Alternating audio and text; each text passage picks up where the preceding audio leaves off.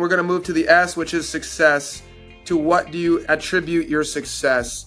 Just broad stroking it. One and only, I'm a big believer in God. I'm a believer that even if somebody puts in a lot of work and energy, if God doesn't want him to be successful, he won't. So number one, God. At the same time, you have to put in the work.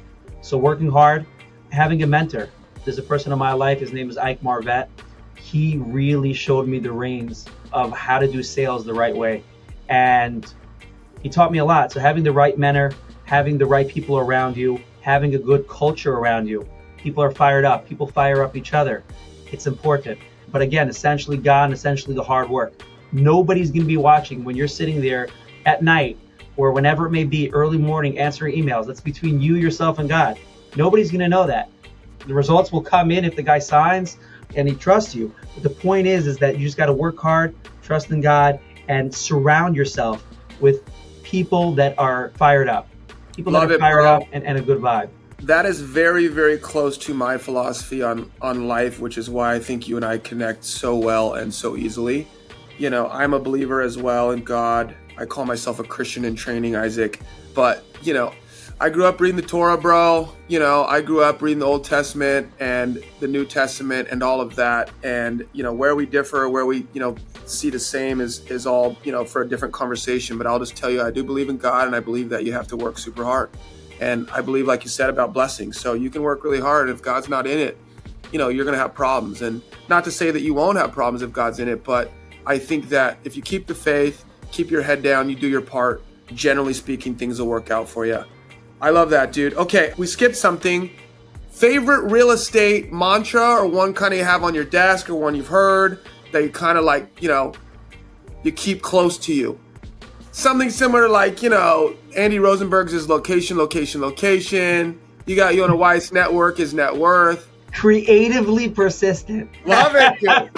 You could have beat this thing up, bro. I don't have any one mantra, nothing crazy, just work hard. Come in every day, be upbeat, work hard. If you put the work in, and again, with the blessings from God, things will work out. Put in the work, be honest. That's probably my biggest, I don't know if it's a mantra, but what sticks in my head 24/7 is be honest. There's so many times that I have opportunities to pull the wool over clients' eyes. Hey, it makes sense here, it makes sense there. People have asked me like, hey, Isaac, should I send me the DocuSign? And I said, hey, it doesn't make sense for you here. You gave me a cost set, not a cost set. You gave me the beginnings of one on a deal I'm working on, and I felt that from you. And I think too, Isaac, your energy comes out that way. I think people can feel honesty, bro. I think it really is a truthfulness that is like, it comes out and people naturally are drawn to it. They respect it. Obviously, again, you should always do your due diligence, guys. You should always, you know, trust, but then double check, verify, do your due diligence on people. But I think that really speaks highly of you. And I could say from my own experience as well, you know, you told me, hey, look, I'm not as comfortable telling you this is 100% a go. We need to dive into it more. But yeah, I feel that. Absolutely. And I appreciate that. I'm a big believer, aside from the fact that it's just the right thing to do.